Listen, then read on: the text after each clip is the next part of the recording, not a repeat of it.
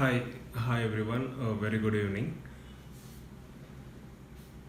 Yeah, actually we're supposed to have textbook discussions, but as of now, I'll be postponing textbook discussions.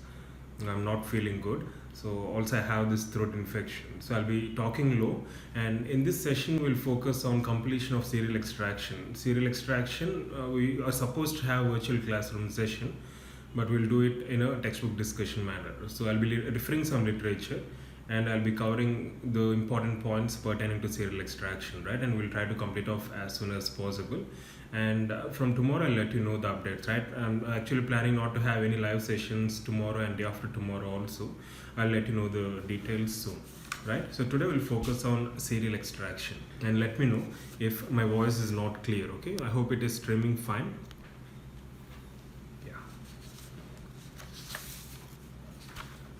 Yeah. Yes, Bernice. I forgot my speaker in another place, so I'll be getting that soon. That's the reason why I haven't put any song initially. Hi Srish, Neetu, Anu, Ashina, Bernice, Niharika, Prithvi, Deepak, Ananya, Komal. Hi, very good evening. Hi Stuti. Right, so serial extraction, I mean, this is one of the important questions for us even during undergraduation, right? So serial extraction, so what does it mean? So it's a timed process which is done in a specified planned manner, where we're trying to extract some deciduous teeth as well as permanent teeth in order to provide space for the erupting permanent teeth and also to relieve crowding and all. So the objective here is whenever there is a tooth length, arch length deficiency, so when you compare the overall length of the tooth and with the arch length, whenever there is some discrepancy, in the sense when the arch length is deficient, so in such cases we go for this serial extraction procedure, and there are many indications and contraindications which we'll discuss in detail. So the objective here is to remove your deciduous teeth as well as your permanent teeth in a mixed dentition phase in a planned sequence, so as to relieve crowding and also to relieve these kind of malocclusions, and most importantly to provide space for the erupting permanent teeth.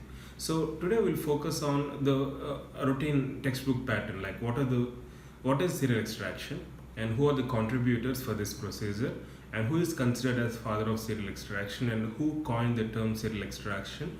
We'll also discuss the definition, the rationale, indications, contraindications, advantages, disadvantages, and most importantly the procedure. The procedure of serial extraction, like how exactly it's performed and what are the different methods available. Like for example, we have Tweed's method, we have Nance method, we have Moir's method, we have Davis method. So we have different methods, and what is the sequence of extraction in different methods. I also framed one mnemonic which I'll be discussing soon. So the mnemonic is very interesting. Like for example, when you're working in a company, you have a managing director, right? So MD asked me to bring a music CD, so that we can dance tonight. So that's the mnemonic. We'll try to break that mnemonic, and we'll see what and how simplified manner we can remember the sequences in various methods, right? And finally, we'll also go through these indications, contraindications, and also the complications of serial extraction and why serial extraction is not that favorite to be performed clinically, right? We'll discuss all these things today.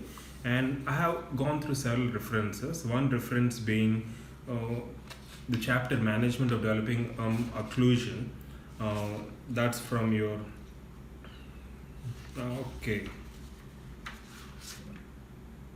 Dentistry for Child and Adolescents. I think I got this from Dentistry for the Child and Adolescent, McDonald. So I referred McDonald, I referred ortho textbook, Balaji, and also one of my professors has this notes available in net. So I even downloaded that notes. So I'll be discussing serial extraction from these references. Okay. Anyways, I'll just give you an overview and the important points pertaining to this. So serial extraction, we have different authors have proposed this concept. We'll discuss them in detail now. Right. So who is considered as a father of serial extraction? You might have heard his name. many times in your undergraduation. Who is considered as father of serial extraction?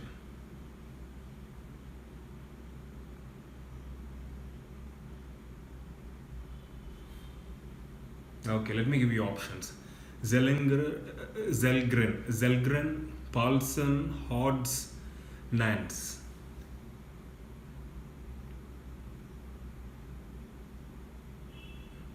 So Nance is considered as father of serial extraction, and the term serial extraction was coined by, again, the same options.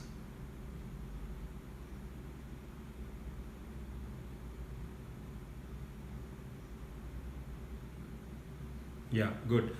So the term serial extraction, so Nance is considered as father of the serial extraction philosophy, whereas Zellgren has given or coined the term serial extraction, right? And also Hodds used the term guidance of eruption, HOTZ, Hodds.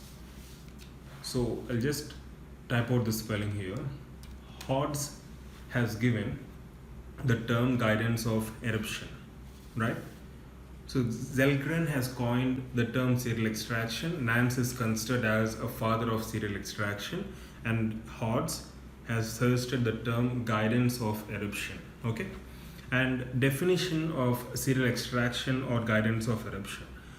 So it's a well-planned sequence of tooth extraction, both deciduous as well as permanent teeth, in order to relieve crowding and irregularity of teeth, in order to allow unerupted teeth to guide them in a proper position. We'll discuss all that soon.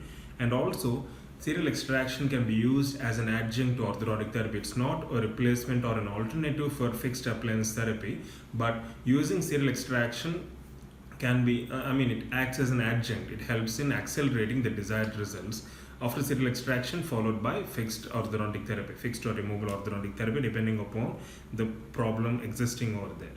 So serial extraction is a well-planned sequence of extraction of deciduous as well as permanent teeth. If you remember, the teeth which are being extracted include, in Moir's procedure we even extract laterals, even though that happens spontaneously.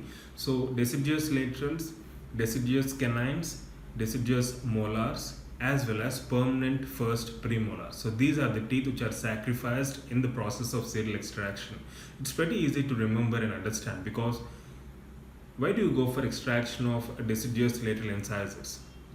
Deciduous lateral incisors, when extracted, they provide space and they relieve crowding of permanent central and lateral incisors, right? So that's the reason why we go for extraction of deciduous laterals, that too in Moir's procedure, which we'll discuss later.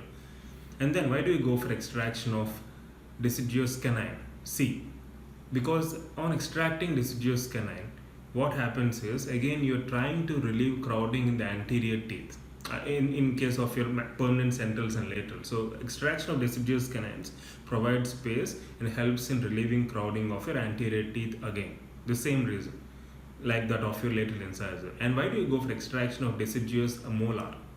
So B, C and D. Why do you go for extraction of deciduous molar?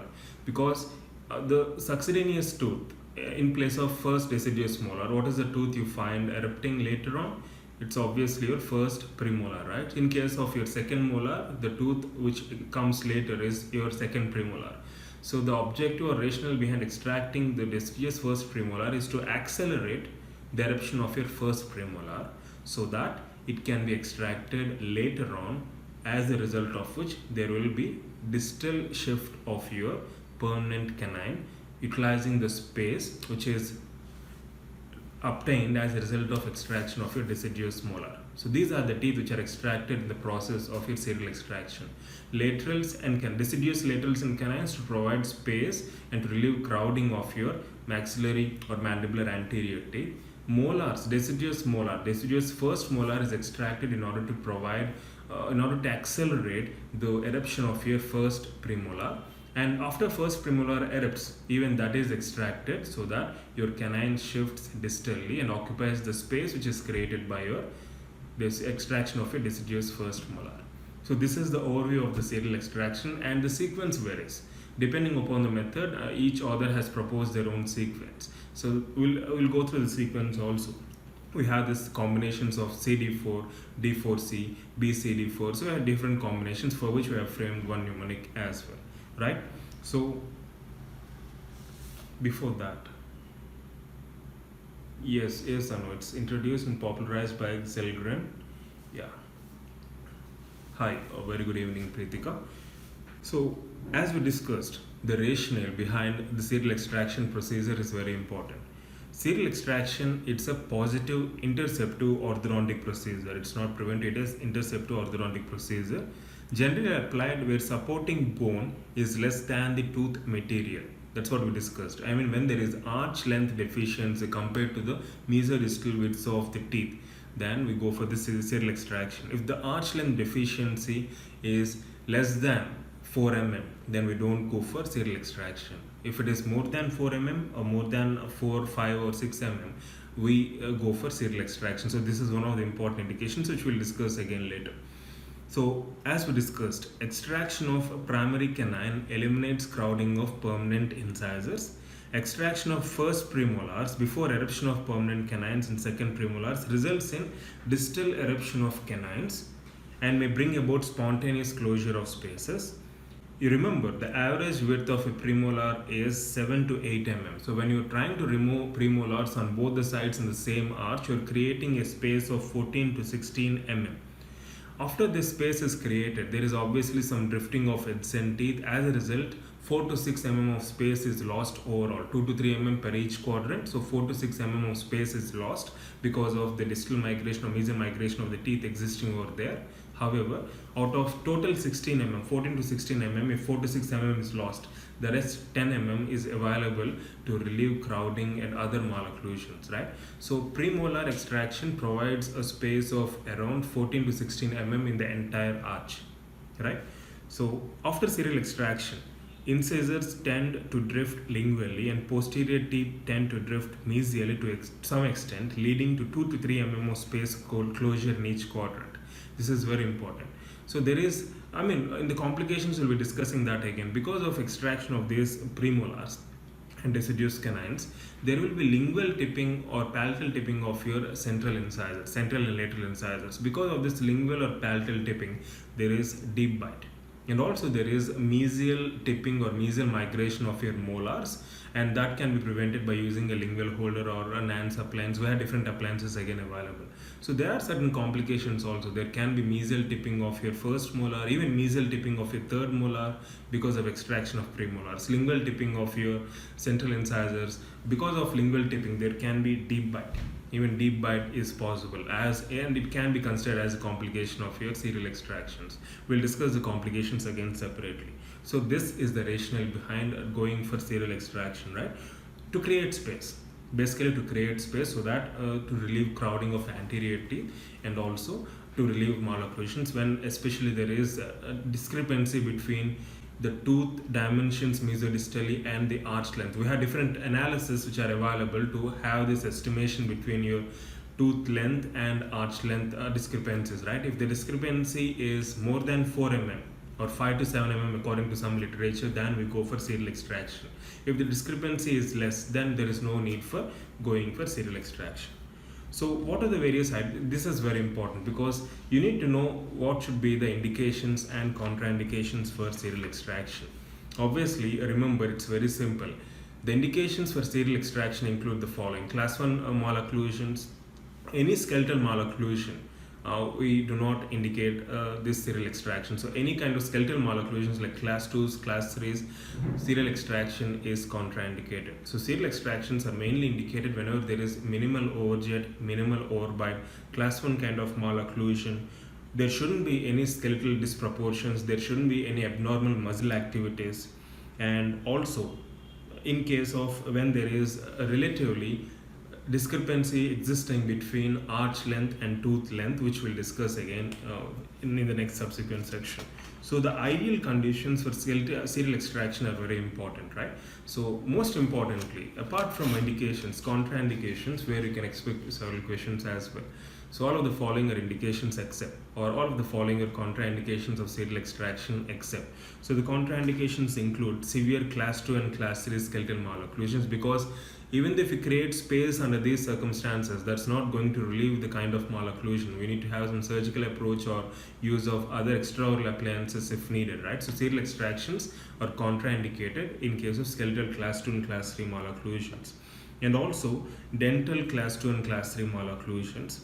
In case of congenitally absent or missing second premolars, there is no point in going for serial extraction. Already when their tooth is missing, you'll obviously have some space there, right?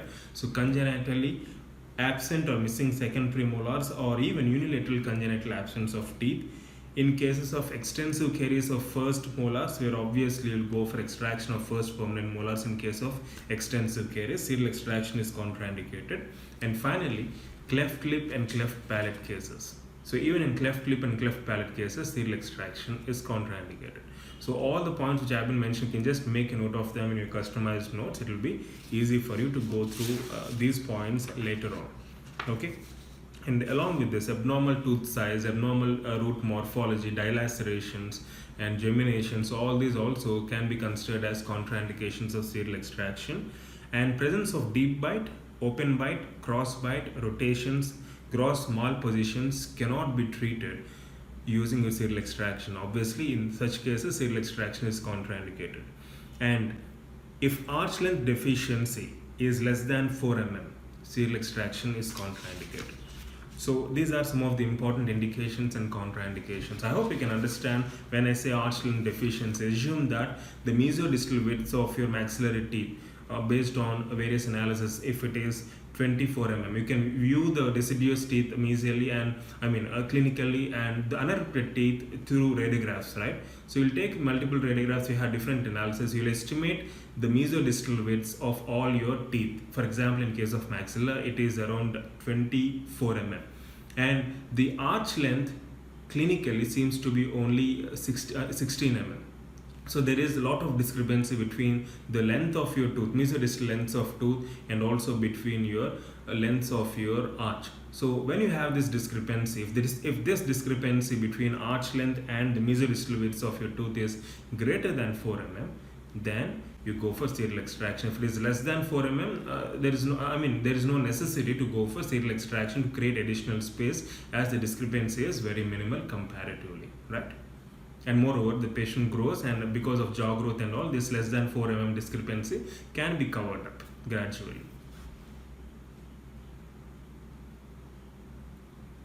Yeah, contraindications, when you remember indications, both are like opposite. So indications, you have this class 1, all your class 1 occlusion, angles class 1 occlusion, and also minimum overjet, overbite, and other indications would be no skeletal disproportions, like absence of skeletal disproportions, absence of abnormal or aberrant muscle activity, and minimal overjet and overbite, as we discussed previously, and a true relatively severe hereditary tooth size, jaw size discrepancy. Perimeter arch deficiency, as we discussed, arch length deficiency less than 4 mm, it's a contraindication. Greater than 4 mm, it's an indication. So indications: arch length deficiency, minimum overjet, minimum overbite, and you also have this lack of skeletal disproportions, no aberrant muscle activities, and also you have this, most importantly, orthognathic facial pattern or profile, where you have skeletal malocclusion, class 1 skeletal malocclusion. So all this come under indications. Contraindications would be opposite. When you have this class 2 and class 3 skeletal malocclusions, when you have arch length deficiency of less than 4 mm, when there is overjet, overbite, abnormal tooth morphologies, abnormal root morphologies, and congenitally absent second premolar. So whenever teeth are absent congenitally, obviously some space will be provided, right? In the place of those missing teeth, in case of malocclusions, the teeth can be drifted naturally. And also you have this grossly decayed permanent first molars, right? So these are some of the contraindications. If you want, I'll just read out for you so that you can make a note of them. Ideal conditions or indications include perimeter arch length deficiency, minimal overjet, minimal overbite, no skeletal disproportions, no aberrant muscle activity, orthognathic facial pattern, or class 1 maxillomandibular alveolo-dental protrusion. Contraindications: severe class 2 and class 3 skeletal malocclusions, congenitally absent or missing second premolars, extensive caries of permanent first molars, cleft lip and cleft palate cases, unilateral congenital absence of teeth, abnormal tooth size, shape, color, presence of deep bite, open bite, cross bite, rotations, arch length deficiency less than 4 mm, and missing third molars are contraindications, because even if third molars is missing, that space can be used or utilized by the teeth for natural drifting, right? So missing third molars, arch length may be gained on the posterior end of the alar trough.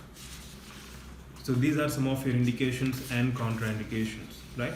We'll just go through the procedure, which is very important. Before that, I'll just take a 2-minute break.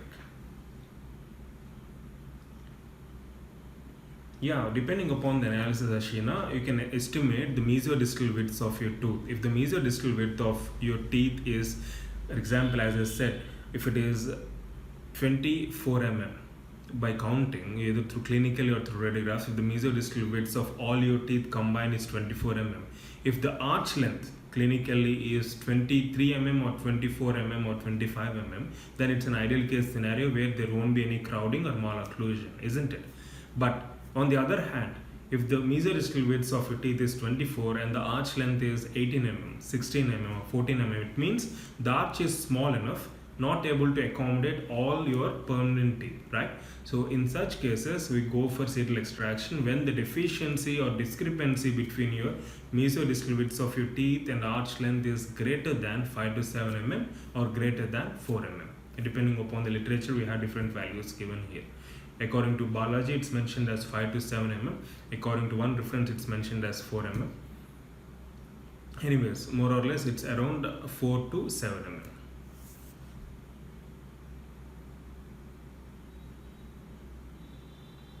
Yes, more than 4 mm, obviously there is a lot of discrepancy, so we need to go for serial extraction. That's true. Less than 4 mm is a contraindication, more than 4 mm is a indication, obviously. That's what I said. When you know one aspect, either you try to master either indications or contraindications, you'll obviously know the other one easily.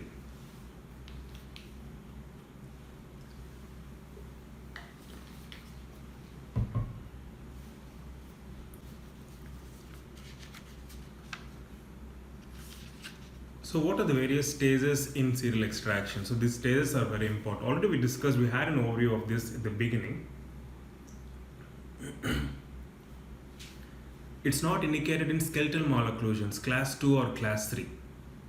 Because, when you go for serial extractions, obviously the amount of space which you create is not going to relieve your malocclusions. Skeletal malocclusions, it has something to do with the improper alignment or improper growth and development of your maxilla and mandible. We need other procedures rather than serial extraction. Serial extraction only is indicated whenever there is malocclusion related to your teeth, but not your skeleton.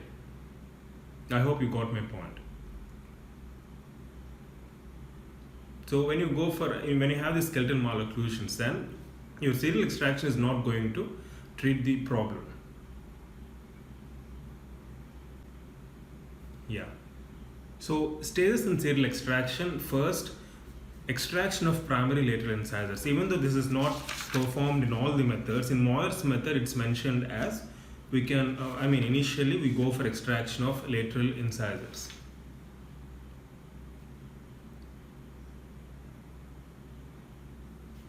Because Anu, that's a very common question. Anyways, that's a good one you asked. There is nothing like perfect occlusion. That's why any occlusion is considered as malocclusion, because no one has this ideal occlusion. So the occlusion which we have, we get accustomed to it. So any kind of occlusion is considered to be malocclusion. So there is nothing like ideal occlusion existing. Because we cannot categorize and say this is ideal occlusion, because even though you have some kind of malocclusion, we get used to it, we get habituated to it. I think we discussed the same point previously also in one of the chapters called occlusion. So we get accustomed to the existing occlusion, right? So there is nothing like perfect occlusion. Exactly, Bernie. Skeletal malocclusion in the sense maxillary excess or deficiency, or mandibular excess or deficiency. That's true. So stages in serial extraction. So first we'll go through all the stages in general, and then we'll go through the methods, right? So once we can focus on these stages, the other methods available becomes easy for us to understand. So first, extraction of primary lateral incisors. So obviously, why do you go for extraction of primary lateral incisors? So to relieve crowding in case of your anteriors, especially central incisors, right? Whenever there is crowding, when you extract these laterals, deciduous, there can be relief in crowding of these permanent centrals. So extraction of primary laterals incisors as permanent central incisors erupt if necessary. So this happens spontaneously.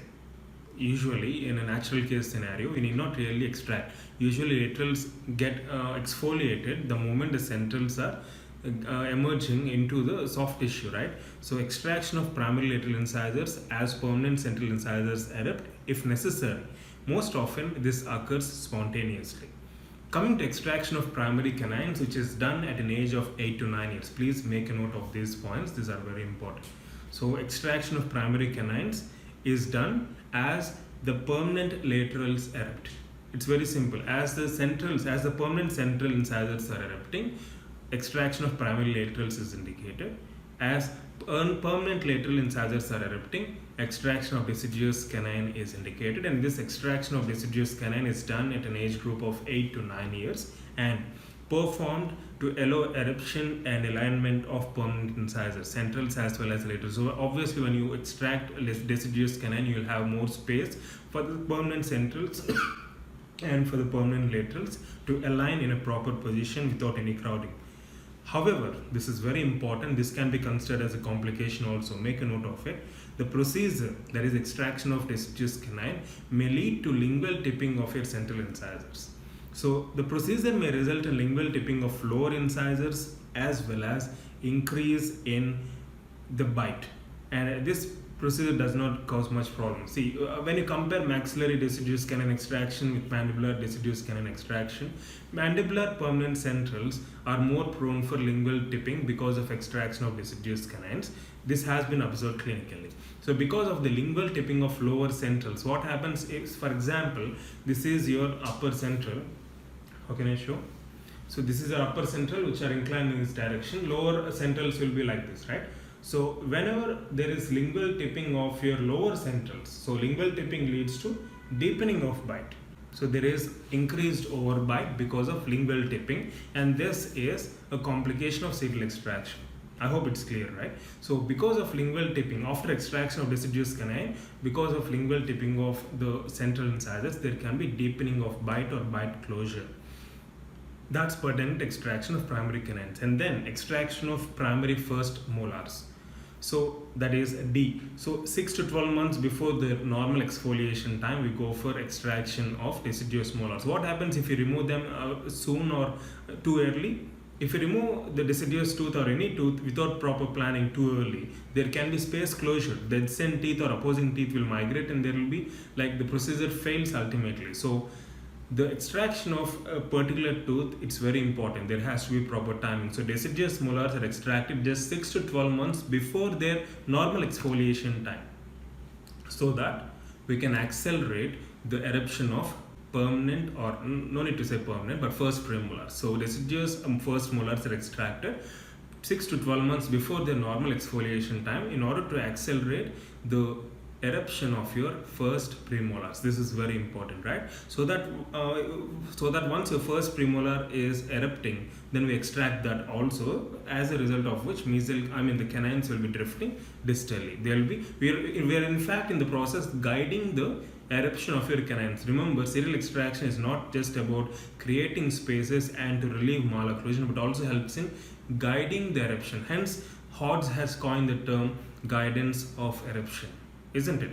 So extraction of primary first molars is done 6 to 12 months before their normal exfoliation time. This is done to influence the first premolars to erupt ahead of permanent canines, so that they can be extracted and permit canines to move distally into space. And the timing is usually 9 to 10 years of age. So deciduous canines are removed at 8 to 9 years of age. Deciduous first molars are extracted in age of 9 to 10, right? So this timing is very important. If mandibular canine, usually if you observe the eruption timings, we have discussed that and it's difficult to remember till now. If you observe the eruption timings of your first premolar and canine, first premolar erupts early compared to canine in case of maxilla. However, canine erupts comparatively early than your mandibular premolar. So you have this alteration in time. In case of maxilla, see, the intention here is to make sure that you extract this deciduous molar so that you can accelerate the eruption of your premolar ahead of your canine. But that's possible only in case of your maxilla where premolar erupts before your canine. But in mandibular canine erupts before premolar. So you need to make a note of that point. So if mandibular canine is erupting before mandibular first premolar, which is usually the case, in such cases, what do? Mandibular deciduous first molars are extracted, and after extracting them, enucleation of the tooth bud of first premolar is done. This is very important. So in case of lower arch, if mandibular canine is erupting before mandibular first premolar, we have two options. One option is extracting deciduous molar followed by surgically enucleation of tooth bud of your first premolar. However, when you are removing this tooth bud of your first premolar, there can be alveolar defect. Reason? We also discussed this previously. Whatever alveolar process which you see, we have a basal bone and alveolar process, right? Alveolar process. So these processes will lodge your teeth. Why do you see this process? Because the teeth erupts, we see this process. If the teeth is absent, you don't find alveolar process. If the teeth is enucleated during its developing stage itself, there is failure of alveolar growth. So the complication associated with removal or enucleation of premolar tooth bud is there can be alveolar defect later on. So that's one of the complications again. As we'll be discussing these complications later, just telling you in the context. The other option is whenever mandibular canine erupts ahead of your premolar. So we have this option of enucleating your premolar. But the other option here we have is mandibular deciduous first molars are extracted first, and 6 months later mandibular second molar is also extracted. So mandibular deciduous first molars are extracted. After 6 months, mandibular second molars, that is deciduous molars, are extracted. Unerupted premolars move distally into the alveolar bone as the canine erupts, and when first premolar erupts, it is extracted. And a lingual archwire may be provided to prevent the first permanent molars from moving or from migrating mesially. Simple. So our intention is here, remove your laterals, remove your deciduous laterals, canines and deciduous first molars, followed by removal of your premolars. All this is being done to create some space. We are removing first premolars to create some space, isn't it? So we have an issue here. Laterals and canines, when you remove, that's fine. But when you're extracting deciduous first molar, the intention here is to accelerate the eruption of your premolar ahead of your canine, right? So that premolar also can be extracted and canine can be distalized, can be guided to erupt distally. This is all fine in maxilla. But in mandible, we have an issue where mandibular canine erupts ahead of your premolar.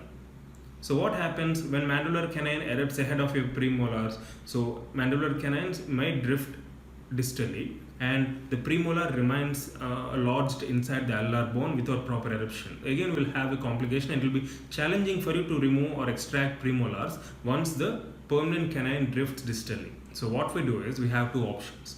So first we'll go with extraction of deciduous molars as usual, followed by enucleation of your premolar. But enucleation of premolar can lead to alveolar defect. So to overcome this, we have another alternative where we remove deciduous molar first, followed by removal of your deciduous second molar, so that the premolar is guided to erupt distally because of the pressure of your canine. So once the premolar is erupted, then it is extracted ultimately, and the amount of space that's available is utilized by the erupting canine. And also the molar which is present distally might be erupting into the mesial area, so the molar mesial tipping is prevented by your lingual arch. I hope it's a bit complicated here, but it's very simple provided you understand the reason behind what we have been discussing, right? So this completes the various stages in serial extraction. I'll just hold on for 2 minutes. You need any specific clarity pertaining to this, let me know. I'll clarify that for you once again.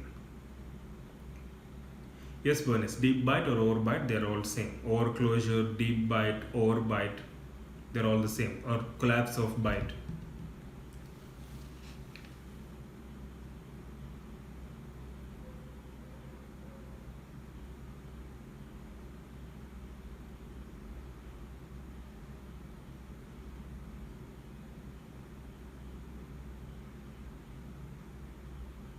Yes, Aishwarya, you say angles class 1 malocclusion has class 1 molar relationship, which is normal.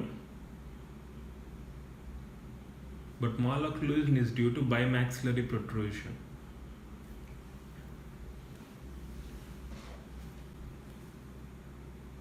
Yeah, again, we have different types of malocclusions. You have your allodental malocclusions or skeletal malocclusions. Yes.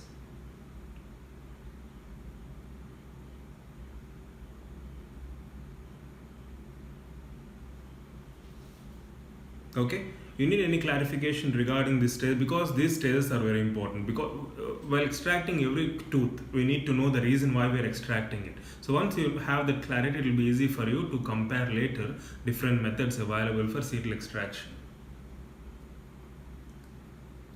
Yeah.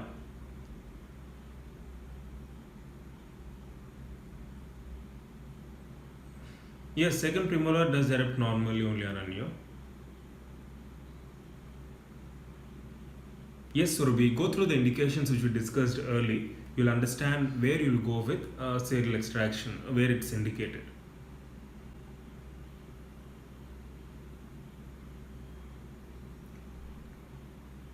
Yes, Bernice. I mean, whenever mandibular canine erupts ahead of your premolar, in such cases, what we do is, after extraction of your deciduous first molar, we go for enucleation of your premolar, which I think you have understood. But we have a second method, because enucleation leads to alveolar defect. We have a second method where we remove deciduous first molar followed by removal of a deciduous second molar. As a result, what happens is the canine erupts early, and because of early eruption of canine, even the premolars will erupt later, and they will be drifted into the distal space which is being created by extraction of your deciduous first and second molar. So the premolars erupt more distally, and ultimately they're extracted, and the space is utilized by your canines as usual for distal drifting. But we have an issue where the permanent molars might be drifting mesially, because you're extracting your second deciduous molar, your permanent first molar can be drifting mesially, right? So to prevent that drifting, we have this NANS appliance, different appliances can be used, lingual holding arch, etc. So that's the second alternative method which has been proposed in cases of mandible where mandibular canine erupts ahead of your premolar. Now, Niharika, we often use the term permanent premolar, but it's not necessary. Premolar would be sufficient, because we don't have premolars in your deciduous dentition, right?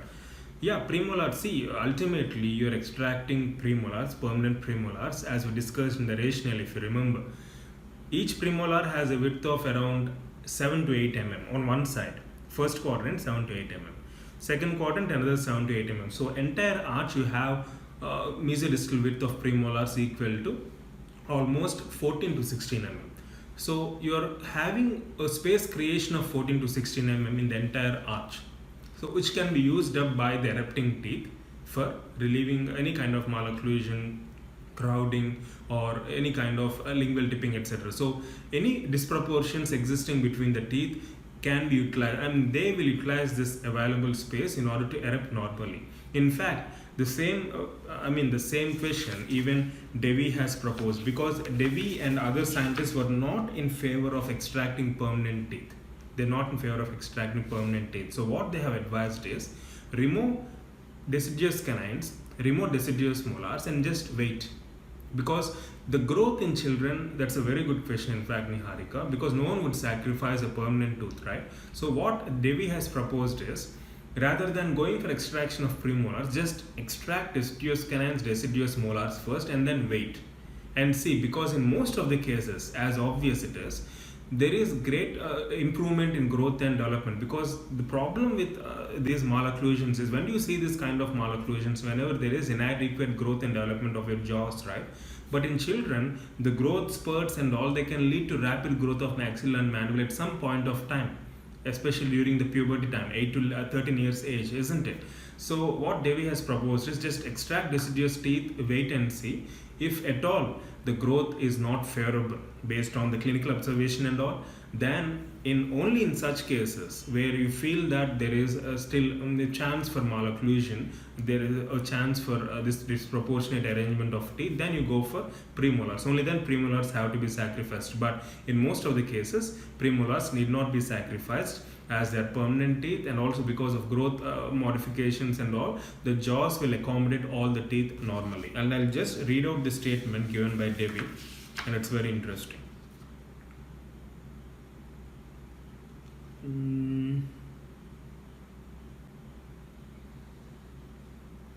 Yeah.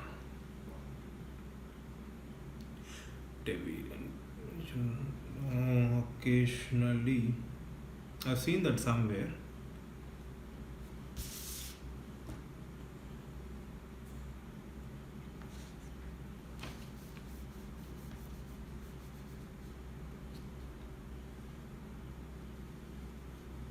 Yeah, Devi. Okay. Devil agrees that growth is often unpredictable. No one can be certain that it will be unfavorable to the development of malocclusion. Many children with arch length inadequacy have spectacular growth when least expected and may be treated successfully without sacrificing permanent teeth. So these are the statements given in your McDonald. So Devil agrees that growth is often unpredictable and no one can be certain that it will be unfavorable to development of occlusion, and many children with arch length deficiency have spectacular growth when least expected and may be treated successfully even without sacrificing permanent teeth. That is your premolars. So premolars are extracted with the intention to create space so that your permanent canines will be drifted distal, right? Only when indicated. Even though it's an unpredictable scenario, how can you know whether there is going to be malocclusion or not? Serial extraction has a limited place in dental practice and requires a regular reassessment to determine whether the serial extraction plan should be continued or not. The frequently occurring complications associated with serial extractions include closed bite or deep bite, lingually tipped lower incisors, distally tipped canines, mesially tipped second premolars, none of which is desirable. So also in this process we have seen some of the complications of serial extraction. Deep bite, lingual tipping of centrals, mesial tipping of premolars, right? And also even mesial tipping of first molars is possible, right? These are all not desired in case of your occlusion, isn't it? So closed bite, lingually tipped incisors, distally tipped canines, and mesially tipped second premolars. Anyways, so that's the reason why we usually it's indicated that premolars have to be extracted, right? I mean, if you go into the details, you'll understand the fact that it's better not to sacrifice this teeth. Yes, only in case of mandible, right? I mean, the two alternatives which I mentioned, it's only in case of mandible.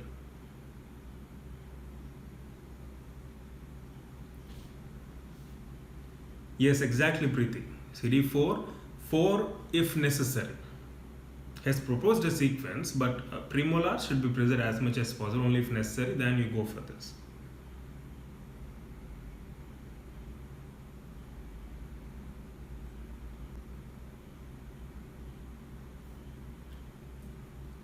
I mean, Prithvi, the premolar which is being extracted for your orthodontic treatment, that's different again. We're talking about serial extraction here. There, premolars in case of a fixed therapy, whenever they find that, I mean, there has to be space creation to recline your teeth or to alter the positions of your teeth, right? So in that case scenario, they go for extraction of permanent, premolars. That too, adult patient. But here we're talking about serial extractions, which is done in mixed dentition period between age group of 8 to 13 years. So that in this age group, you have this deciduous teeth also, right? So this is again a totally different concept. We're talking about serial extraction. But the question which you asked is related to, adults, adolescents or adults where they go for fixed orthodontic therapy for which space creation has to be done, right? In children, you have this space already. You have erupting teeth, developing jaws, etc. But in case of your adults, how can you create additional space? You create that by extracting your first premolars. Yeah, right. So we'll discuss various alternative methods of serial extraction. Before going through these alternative methods, we have a mnemonic. So just write down this mnemonic and see how it works out for you. The mnemonic is our MD. Assume that you're working somewhere, you have your MD boss. Your MD has asked for a music CD so that you can dance tonight.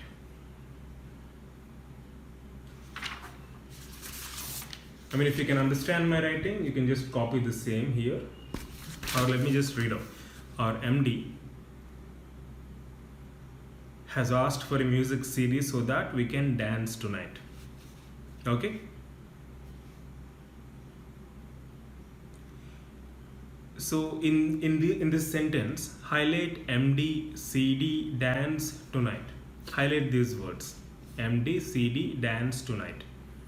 MD, M stands for Moyer's analysis, D for Dewey's method. No, not analysis, I'm sorry. Moyer's method. M stands for Moyer's method. D stands for Dewey's method. And CD. MD has asked for CD, right? So CD is nothing but your C, D, and 4. That's the sequence. I mean, you often get confused between CD4 and D4C. To eliminate that confusion, we have actually done this. So MD asked for CD. So in Moyer's method and in your Dewey's method, CD4 is the sequence. That is deciduous canine followed by deciduous first molar followed by your premolar, first premolar, right? So CD4. So MD, CD. So M for Moyer's, D for Dewey's. He's asked for music CD, where C is your deciduous canine, D for your deciduous first molar followed by 4. Yeah, thanks Bernice. So highlight the words MD, CD and dance tonight. In the second part of the sentence we have dance tonight, right? Dance tonight. So dance, D and C, you can see the reversal of order compared to CD. In D, dance you have D followed by C.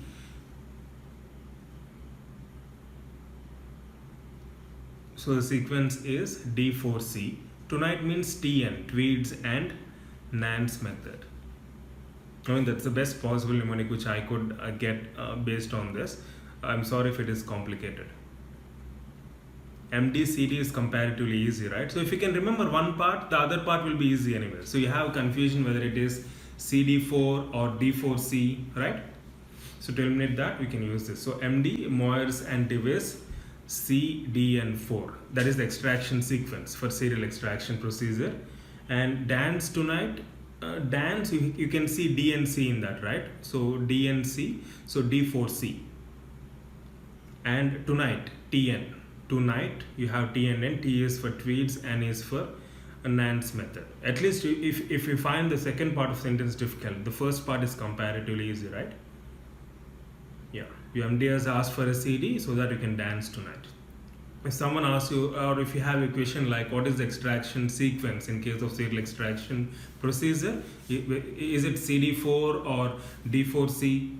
No, you will not have any confusion, right? Yeah. And I don't think I need to elaborate these methods, right? Anyways, I'll just go through that in brief. First, we'll start with Tweed's method. In Tweed's method, extraction sequence, as we have seen, is D4C. At 8 years, all deciduous first molars are removed so that early eruption of first premolar happens, and deciduous canine is maintained in case of Tweed's method to retard the eruption of permanent canine. And after 4 to 10 months, the first premolars are extracted as well to relieve. So, Niharika, to be specific to your question, premolars are extracted to relieve crowding in anterior teeth and to allow canine to erupt posteriorly into the space created by extraction of deciduous first molar.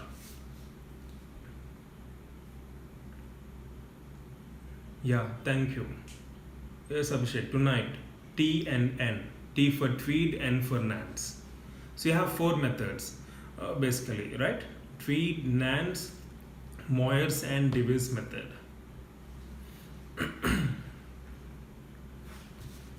So in case of Dewey's method, we have this sequence of C, D and 4. So deciduous canines are extracted first at the age of 8 to 9 to allow the alignment of incisors properly, and later deciduous first molars are extracted to allow the early eruption of first premolar. Finally, first premolars are removed to relieve crowding in anterior region and to provide space for your permanent canine. Nance method, Moir's method, I hope it's all clear. But we have a small modification here. Moir's method, we have an extraction sequence as we discussed. I'm sorry. CD4, that's true. But Moir's method, the extraction sequence is B, C, D, and 4. It's not just CD4, it is B, C, D, and 4.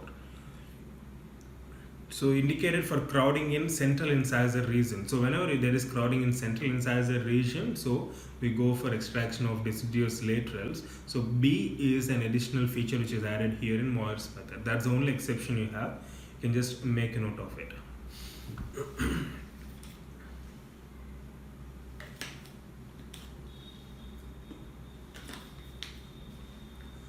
What is that Cruz method, Mini? Can you please elaborate? Okay. So, what are the advantages of serial extraction and what are the disadvantages and complications? We'll just conclude with that.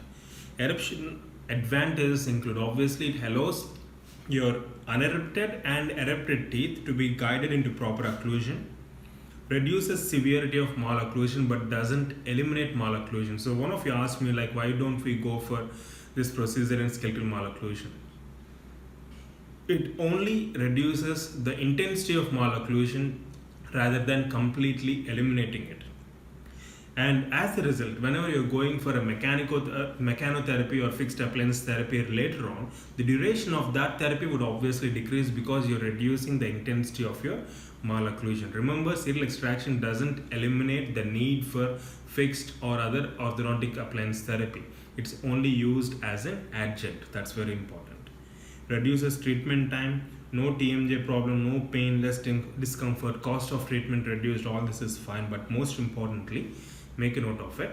Retention is usually not needed because whenever you go for any alignment of your teeth, you need some kind of retention, right? There can be rebound phenomenon.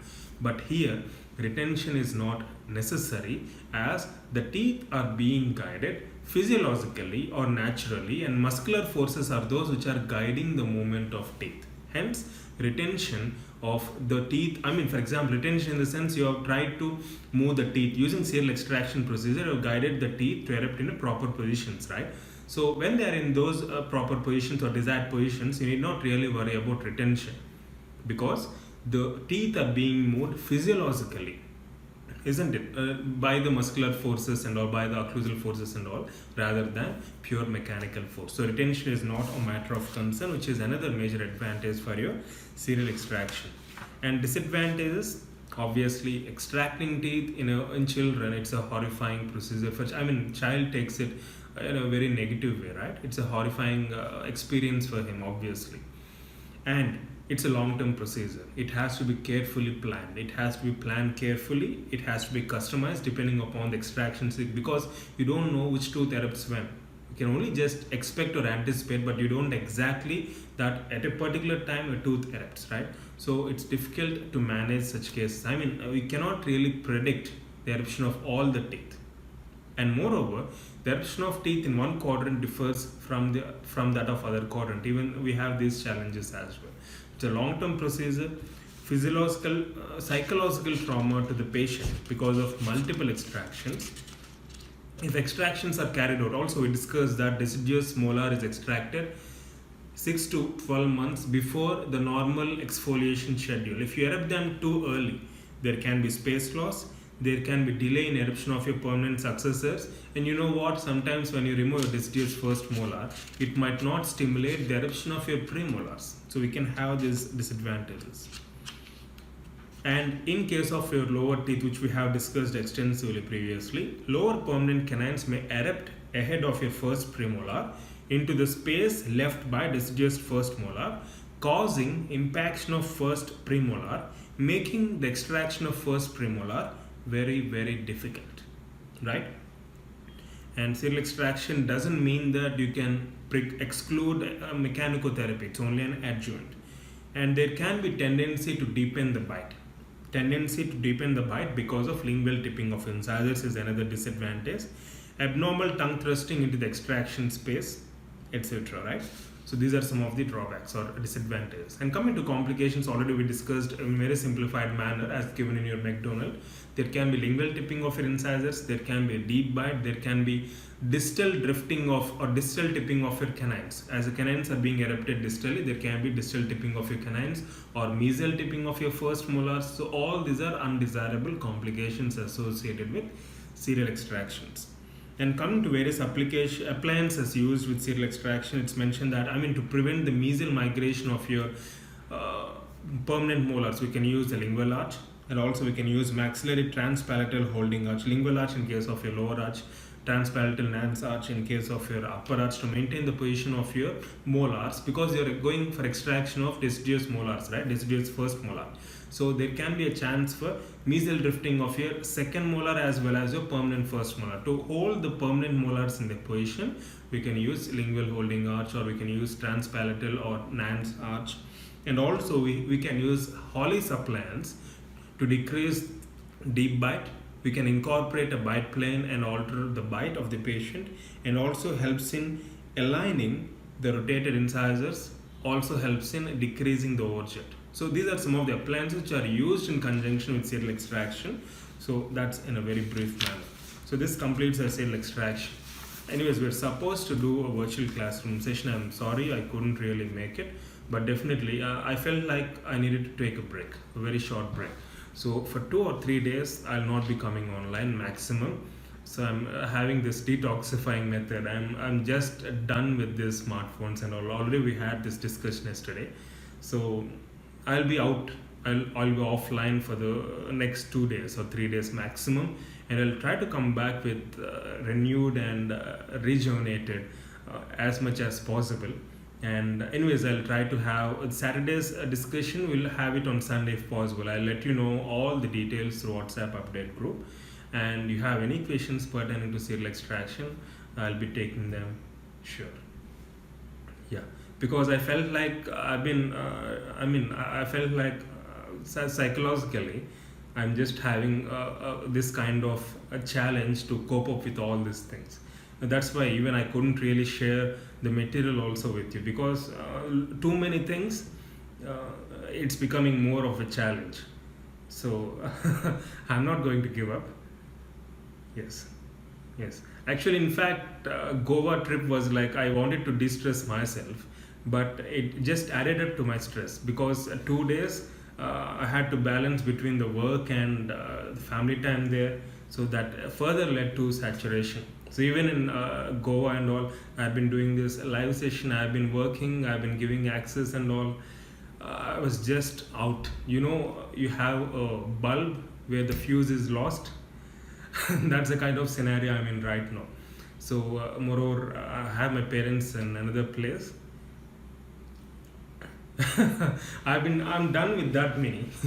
I've been to Goa, and I came back day before yesterday itself. But somehow, anyways, I'll be in touch through WhatsApp, and I'll be in touch through mails as much as possible. So we'll do with textbook discussions for sure. We're not going to skip these topics, that's for sure.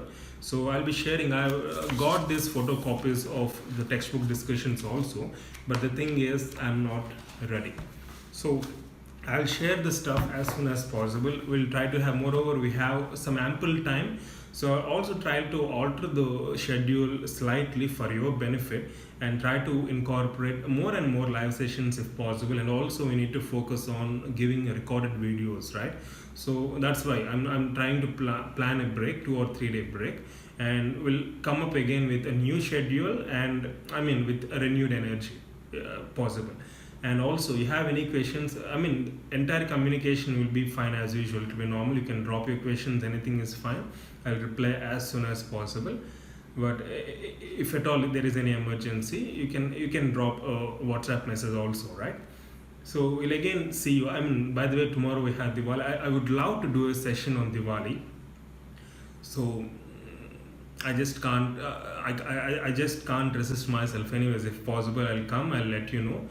but not with the textbook discussion, because we are having some general issues also. I mean, I've been getting few mails regarding like how to overcome over usage of smartphones and how to maintain cool. So we have lot many general issues also.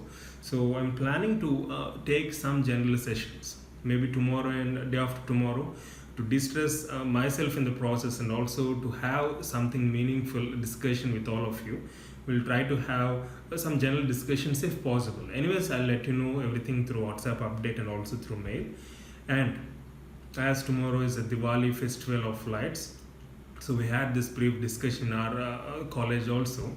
And it's not just celebrating Diwali, but celebrating the spirit of Diwali, which is victory of good over evil, right? So it's a victory of optimism over pessimism. It's victory of right over wrong, isn't it? So please do keep that in mind and enjoy your festival. And wish you all a happy Diwali, and thank you so much for your wishes, right? I'll just stay online for another few minutes. If you have any questions pertaining to this topic, I can get them clarified, right? And if not, we can just conclude. Yeah, regarding grant test schedule, yes, we are going to do that, Preeti. Just give me 2 or 3 days. By the end of weekend, I'll just give you some clarity. Like when you're planning these grant tests. Obviously, we'll postpone them. We'll give you more time for preparation. Maybe from November second week, we'll have these grant tests. I'll let you know as soon as possible.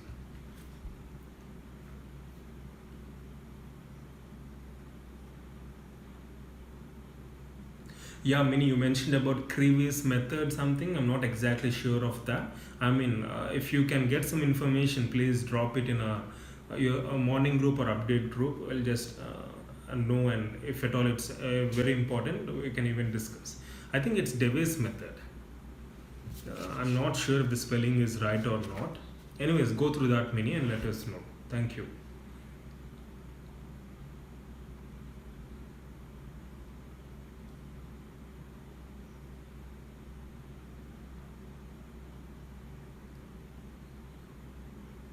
Yes, meditation. Yes, meditation and smartphone uses. These two will be the main topics of discussion in the coming days. We'll do them soon.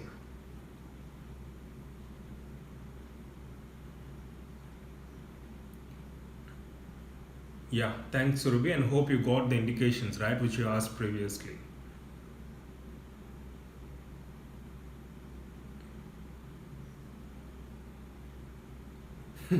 So again, Pritika, you say we have an app come. Okay. Is it available in App Store? I mean, Apple App Store or Android versions? Yeah, we'll try that, Pritika. Thank you.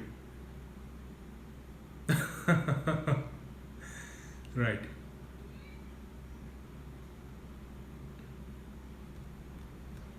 Ashina, I don't have my family now. See, now right now my wife is with my sister-in-law with the kiddo, so they're enjoying there. So I'm alone in my house right now. So I'm going to my hometown so that I can spend some time with my parents also.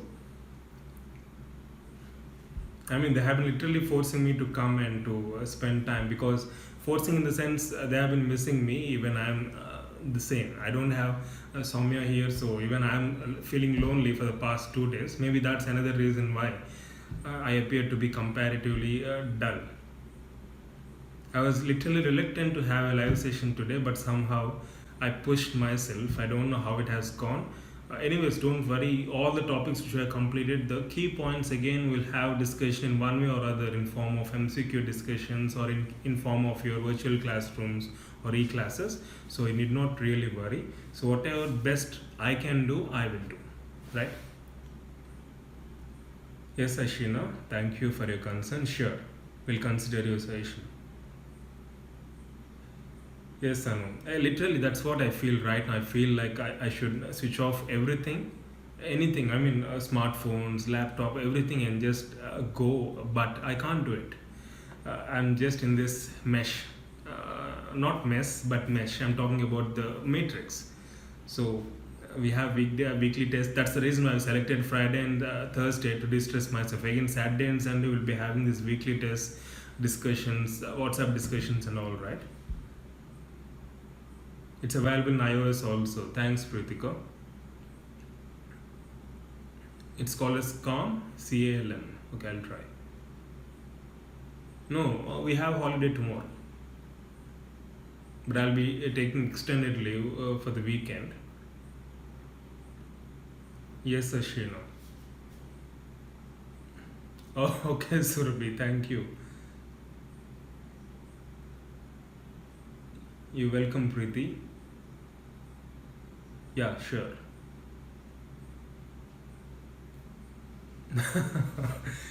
So Ashina has officially declared Diwali vacation in our PTBD Academy for 2 to 3 days.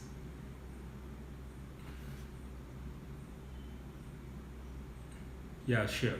Obviously, I don't have an alternative because if I force myself, again, the quality would be gradually be diminished, isn't it? So I don't want that to happen.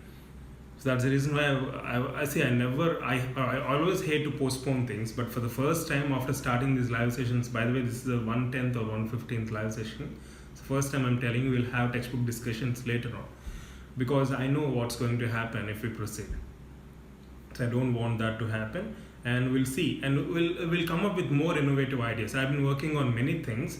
We'll come up with more innovative ideas so that you can get the subject which is required in a more efficient and easier manner possible. So we're having few ideas. One of them we implemented previously, and we'll have this fun fest again the next week. Because last week we had it, we'll plan it for every 15 days so that we can have that momentum going on, and so that we can have even more fun in the process, right? And if possible, we'll see whether if I can handle another kind of such session in this week. I'll let you know as soon as possible, right? And also I'll de-stress myself in this 1 day or 2 days available, and I'll come up with more ideas and also give you some tips like how to de-stress. I've been trying that, and also I got few mails regarding how to avoid using smartphones. So I've been working on these topics. I'll get back to you as soon as possible, right? So enjoy your holidays. At the same time, make sure that you don't leave anything completely, right? Just decrease the pace if possible, or if you feel like saturated or stressed up, just take 1 or 2 day break. It's not going to alter or hamper your preparation for such. By the way, Pritika had an extended break of 2 weeks thanks to her fever. So she is now energetic and enthusiastic, and she can proceed now, right? So that, I mean, you did not really have that extended period of break, but at least 2 or 3 days would do good. Depends, right? Even Abhishek, I remember Abhishek asking me this question previously, right? I feel stressed up. The thing which I told him is take a complete break for 1 or 2 days. Obviously, you'll come up with renewed energy and enthusiasm, isn't it?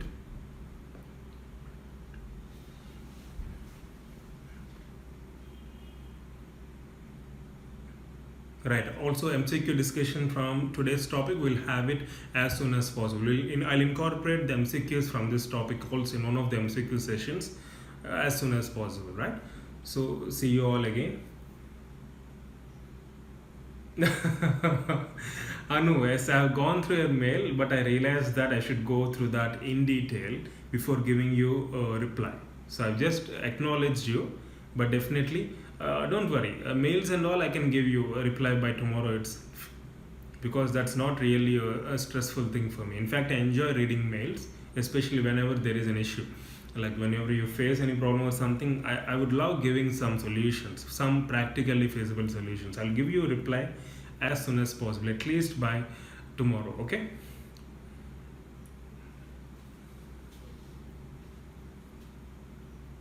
Right. So it's 10:15. We'll break then, right? So I wish you a happy Diwali. Enjoy the spirit of Diwali, right? So love you all. Take care. And no, these are not silly mates. It's all individual perception. What appears to be silly for you might not be the same for me, right? So think that it's silly, but these are the things which I have been asking are genuine, practically faced problems by all aspirants. So these are the things which teach me, in fact, because you're giving me a lot of information. You say what your problem is, so I'm understanding you all better, much better, isn't it? So it's like a learning process even for me. So it's in fact a challenge. So it's never consider that as silly. Don't stop yourself from asking me any questions, assuming that it's silly or assuming that I would laugh at it. No, that never happens. Any mail, no matter what kind of patient or what kind of category it belongs to, I take it seriously, because I know, I mean, you sending a mail, it means you're putting the effort to type and send. It means there is some genuine concern, isn't it? So I can understand that, and I never consider that as silly bonus. So you can just eliminate that from your cortex, cerebral cortex. Yes, thank you so much for your lovely wishes, and wish you all the same. See you as soon as possible. Right? Yeah. Bye. Love you all. Take care.